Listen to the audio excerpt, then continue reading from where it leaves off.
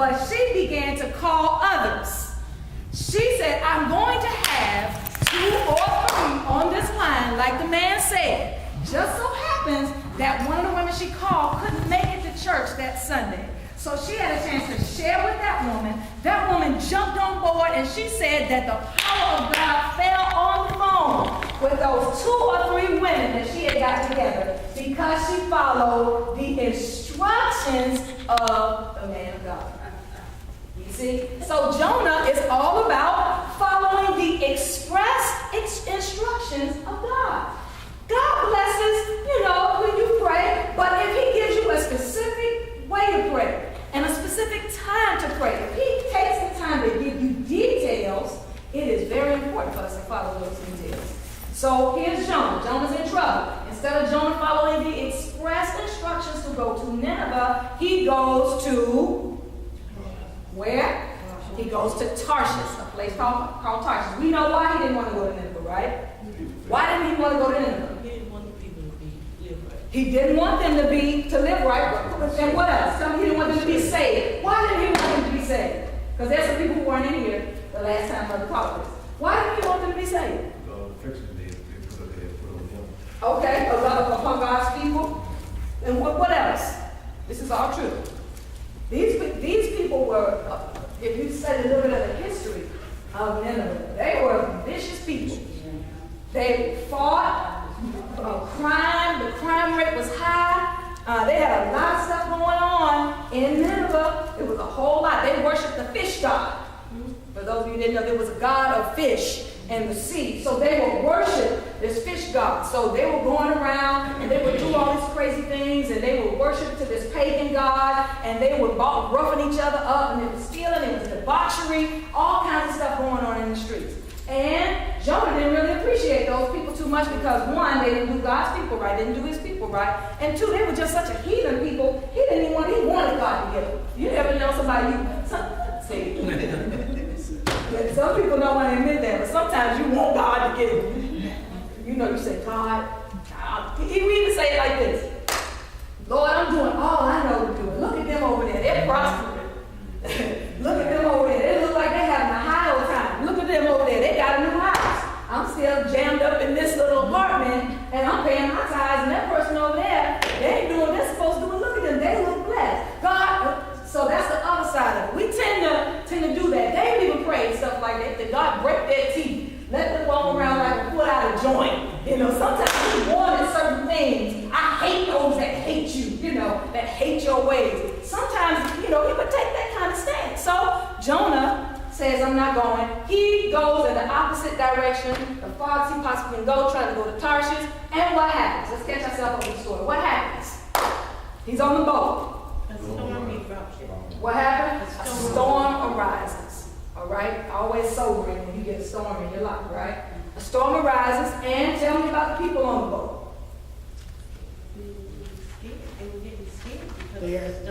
They ask him who he is and what they think he caused the storm and had something to do with it. All right, so after a few things going on, he was in the bottom of the boat. What was he doing while everybody was trying to save the ship? He was in the bottom of the boat sleeping. Sleeping. Isn't that something? Out of God's will, and sleeping. Gonna do my thing, do my way. And there is, I was telling my class not too long ago, there sometimes is a short season between your sin and the punishment. You think you got away with it right in here. You think you're okay for a little while. I can prove it. If you go to Ecclesiastes chapter 8, verse 11, it says men tend to do things because the judgment doesn't come quick. You think you got away with it. That's Ecclesiastes 8, 11, yes. The difference between the two, Jesus, when he slept, he had peace and he had control. What he had what? He had peace and he had control. Jonah, he was disturbed. That's right. Sometimes when we're disturbed, it's one of the things, when we're disturbed, we try to sleep it away. Oh my goodness, that's called escape. We tend to do that. Some people drink theirs away. They drink their escape, don't they? Some people, this is sleeping. Some people, in order to escape the reality of them being out of the will of God, some people take drugs to escape. God, how many of us in here has God called? Remember when God was calling you to come to him and we tried to run the other way, or we figured we could just do other things, but we didn't even feel comfortable after a while. We didn't have no peace in the club, or you didn't have any peace doing that stuff that you were doing because you know something was tugging at your heart. Well, here's Jonah. Jonah's at the bottom of the ship, and him not having peace, what happened? Started causing other people to be out of sync. Other people were affected by his disobedience. Can you give me an example of when somebody is disobedient that it affects other people? Who can give me an example? When somebody's out of pocket, out of God's will, doing something that they know God didn't want them to do. Can you give me an example of how that disobedience can affect other people around them or in their life? In the Bible or Oh, in it. Don't have to be in the Bible. It could be just everyday life. I see your hand. I'll come back to you, brother. Moses and Mary. Okay, so tell me about Moses and Mary. Mary was complaining, talking about, God speak to you, speak to me as well. And what And then God said, we'll fix that. You got hit with leprosy. Yeah, right And the before you. whole camp had to stay too deep. Got tightened up, and then Moses had to go in and see first. That's exactly right. That's exactly right. Give me another, very good. Another example of somebody's disobedience affecting everybody around them. Yes, ma'am. If a parent is in disobedience to God, it may affect their children. That's exactly right. Oh my goodness. Give me another example of somebody's disobedience, because this is real, affecting everybody around or affecting the whole camp. Yes. I give an example, when you don't pay your tithes and your family is affected. Because Wow. it brings a curse upon your house. How many know that's right? It affects the whole See, world. we don't like to chat about that too much. But that's the truth. That is the truth. If you do not pay your tithes, you may not look like you cursed, because you still have your fine things on, but guess what? A curse is a curse is a curse. And we might look and you might show us nice and fancy on the outside, but the inner workings, it's always, God sees all things. And you can fool some of the people all of the time, all of the people some of the time, but you can never fool all of the people all of the time. Eventually we're going to see it come to manifestation. Yes. I have some of my kids still living with me, and I happened to notice one of my kids was doing something that I didn't know that's totally against what I believe in. Mm-hmm. So I went and told my child a story about when I think it was Joshua, and I think the Lord told him not to take anything, and his one man took something, and then they lost the war or something like that. So he came back to try to find out who, and I think the Lord wiped up the whole family. That's right. So that's why I told my son, I said, when you sit in my house, son, anyway, I said, when you sit in my house, son, I said, this is going to affect you. And I just had this conversation with him, I think it was Monday. That's amazing. And now you're talking about this. I said, it doesn't just affect you. That's I said, you stopping my blessing. I said, because you're doing something totally against what I believe in. I said, so you got to go back. I said, whatever it is you want to do. I said, you can do it, but you can't do it in here. That's right. I said, I'm not telling you can't do it. I said, but you can't do it in here. I said, because my house has been designated as a holy house. That's right. And I said, I don't want to see it in here because then you're going to leave me from blessed. I said, I want to be blessed. That's right. If you're going to do what you're going to do, then you got to go. Look at that. Sounds like as for me and my house. As for me and my house, we're going to serve the Lord. And that's important. What was she talking about? That's a Bible account that she's talking about. Achan, Ai, you remember that? Long and short of it, what happened was somebody did. They went against express will, against instructions. If you do not follow the instructions, one, you will never have peace. The instructions in the Bible and God's instructions to you about your situation. If you don't do it this way, His way, you will not have peace, and two, others are affected. What? Well, He's going to take it anyway. He's going to take the stuff, and He hid it. Where did He hide the stuff? His tent. He hid it in His tent. And they had to, guess what? The whole camp started losing to this little chunk people. They started getting spanked by these few little people because somebody in the camp, it hadn't even been known yet, somebody in the camp had disobeyed God's express will, and now everybody's paying. Why do we keep getting beat by this? We could easily have wiped them out. And when they found out who it was, what happened to his house? Everything died. Him, his wife, and his children were affected. that your disobedience is ever in a little box. So even though we may not know about it, trust me, your church is even affected by it. And then you wonder why some things that's not right. Yeah, but he had a chance to come clean. He Yes, come he clean. So then he lined them up by tribes. It was too late then. He gave him a chance. Come clean with it. Doesn't And he he always? stayed laid in the, now wait a minute.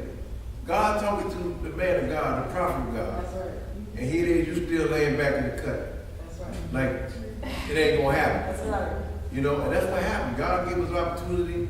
He tells us, get it right through interpretation of the tongue. That's I'm right. going to uncover, the sheet's too short, and we ain't listening, all of a sudden, bam! It hits us, and we're like, oh, I should have. It's a little too late now, because now you got to pay the price. And we all, if you're in this class, you understand everything that's being said, and you're going to have to answer for everything that we're doing. Now, that's a good thing to happen. If you're doing the express will of God, because we always talk about doom and gloom. But if you are doing the express will of God, you also get those blessings.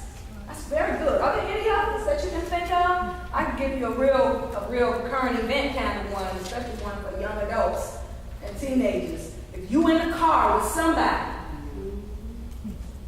that has something illegal in their car, y'all know this is true, right? If you in the car, you may not even know they have certain things in their possession.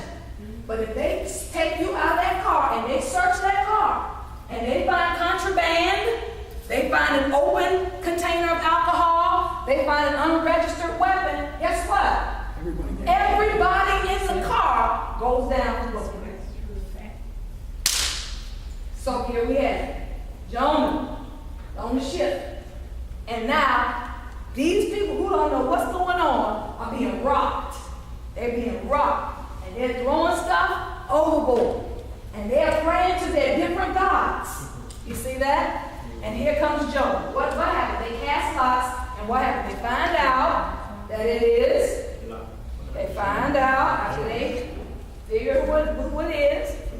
He figured out it fell on him. And Jonah says what? Me. Huh? He admits it, finally admits it, but not at the expense of everybody.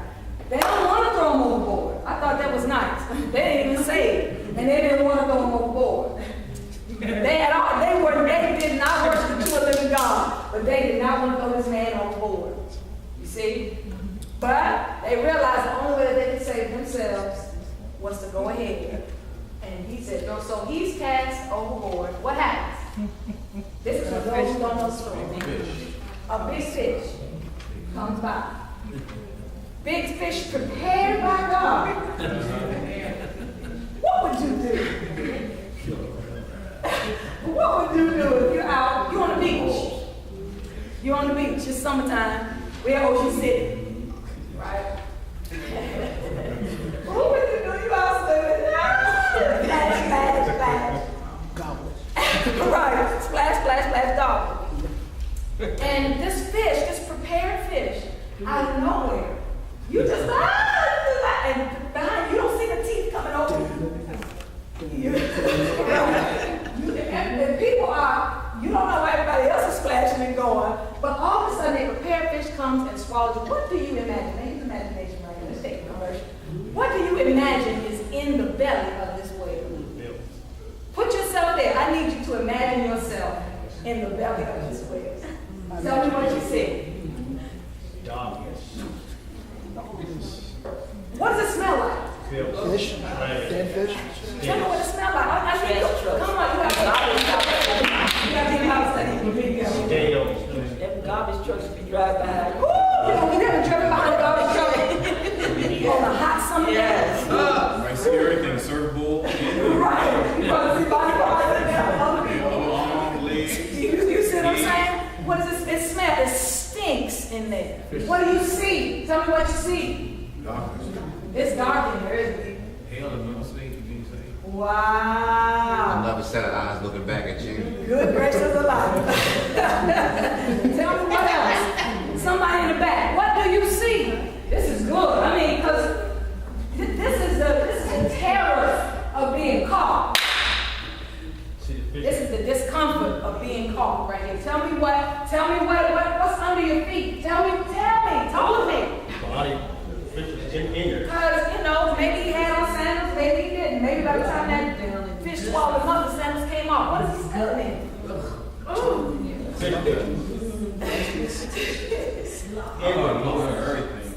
You feel like throwing up while you're walking, right? Because you don't know what's going between your toes. You want to grab on and hold on, but you don't know what you're touching. It's under your fingernails. You smell something dripping from the ceiling on your head. Tell me, what do you see? Is it comfortable? No. You know, I know on TV you sit in there with a candle. Is it like it's not like that. You have a candle in there with it. So here we have the discomfort of it finally catching up with you. And Jonah doesn't know that he's only going to be in there for 3 days and 3 nights. So you also have the horror that this may be my lot for the rest of my life. We know he comes out after 3 days and 3 nights. But he doesn't know. So he's in this situation alone. Right? Not knowing if he's going to be able to repent and get a do-over. Sometimes in life, you don't necessarily get to take an exam over again. Yeah, that's right. So now he's in there. Let's talk about his emotional state. Jonah's in there living with regret. He has no peace. If I only just, and he has to sit in there in the dark, in this mess, not seeing the light at the end of the tunnel. Did the fish open his mouth again while Jonah was in there? I don't know. It was a prepared fish, especially prepared fish. Maybe he did, maybe he didn't. It's like making a move real quick if you got something coming. Wow. And here it is, you got 357 to your head, 30 special to your side, 45 on the other side. And nothing you can do with your hands. You can't get to yours, you just stuck. Yes. And they say, back up and don't come back. And you know exactly what. Bottom line, back up and don't come back. And that's where we are. That's where we are. That's where Jonah is. So disobedience, it may seem like it's, oh, okay, I'm disobedient. Now that's like the person who says, well, I'll just take this $5 out of her wallet now, or this $20 bill out of her wallet now. I put it back when they won't even miss it. Will that person more than likely put it back? No. Might have had good intention. You see what I'm saying? So it's gone. Jonah's living, now he's living with regret. Not only is he in a bad situation, and that is what happens when you disobey. The devil never lets you see that part of the disobedience. And all disobedience is sin. The enemy never tells you that when you have to pay the piper, you're going to have to do it by yourself. Other people will be affected, but ultimately you won't be the one that has to answer for it. He never tells you the conditions that you'll have to live with potentially for the rest of your life. He never tells you about the regret. He never tells you about that you having to live with this pain in your heart for the rest. He never tells you that. All he said was, I ain't doing what God said. I'm going to do my own thing. And now he's in this situation. Chapter 2 is where we are. Caught you up. Any questions about where we are? So you see Jonah. You see Jonah. Here he is. The first verse of chapter 2 says what? Then Jonah prayed unto the Lord his God. His God. He prayed unto the Lord his God out of the fish's belly. Now he had a choice, didn't he? He had a choice either to just lay down and die. I'm not telling the truth. I mean, think about it. He had a choice. He had a choice whether just to lay down and die and say, oh, I've blown it, forget about it, have a pity party, and lay in there and just die. But Jonah made a choice to pray to the Lord his God right in the middle of his disobedience. He figured, I'm going to get it right. I am going to get it right. And you have that same choice. Get it right. And he prayed out of the fish's belly. Yes, sir. And I believe it talks about he turned his face towards the temple. How was he able to know which direction to turn?